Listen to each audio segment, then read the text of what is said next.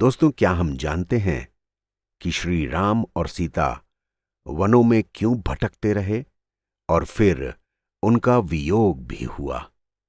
इसकी कथा कुछ इस तरह है।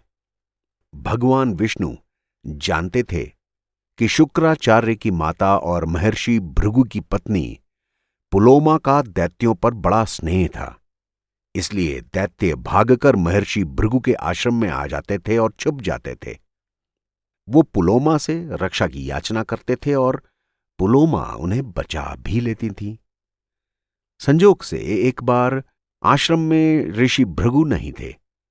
पुलोमा ने दैत्यों को निश्चिंत रहने को कहा और उन्हें आश्रम में शरण दे दी। देवताओं को पता चला तो उन्होंने भगवान विष्णु को साथ लेकर भृगु के आश्रम पर आक्रमण कर दिया। दैत्य हमले के लिए तैयार नहीं थे। वो सब घबराकर पुलोमा के पास दौड़कर गए तो पुलोमा देवताओं और दैत्यों के बीच आकर खड़ी हो गईं। हमारा आपसे कोई बैर नहीं है, विष्णु ने पुलोमा से कहा। हम दैत्यों का संहार करने आए हैं, कृपया मार्ग से हट जाइए।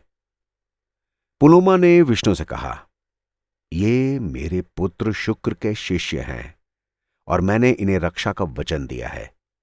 मेरे रहते आप दैत्यों का कुछ नहीं बिगाड़ सकते। विष्णु ने हाथ जोड़कर पुलोमा से विनती की, देवी, मैं आपके वचनों का सम्मान करता हूं, लेकिन दैत्य अनाचारी और निरंकुश हैं। शुक्राचार्य के संरक्षण में ये निरंतर लोगों को परेशान करते हैं। प्रकृति में संतुलन और व्यवस्था बनाए रखने के लिए इनका संहार जरूरी है। शुक्राचार्य अपना दायित्व निभाते हैं तो आप हमें भी हमारा कार्य करने दीजिए। विष्णु के समझाने पर भी पुलोमा नहीं मानी। ऐसा देखकर देवताओं ने पुलोमा पर आक्रमण करना चाहा, लेकिन पुलोमा ने समस्त देवताओं को स्तंभित कर दिया।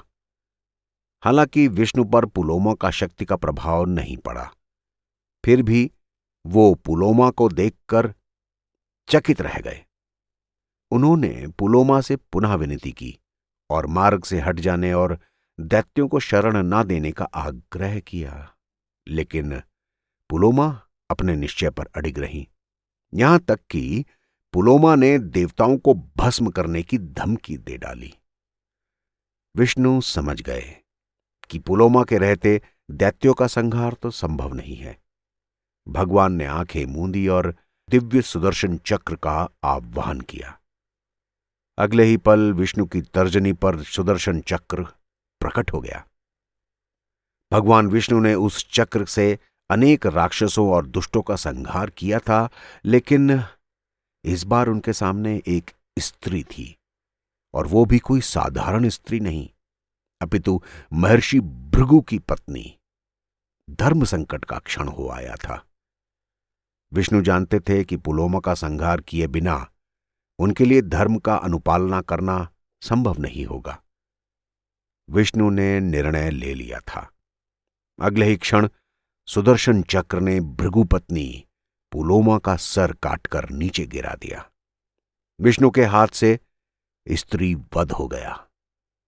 उन्हें इसका परिणाम पता था, लेकिन धर्मरक्षक विष्णु अपने स्थान पर अडिग खड़े मुस्कुराते रहे।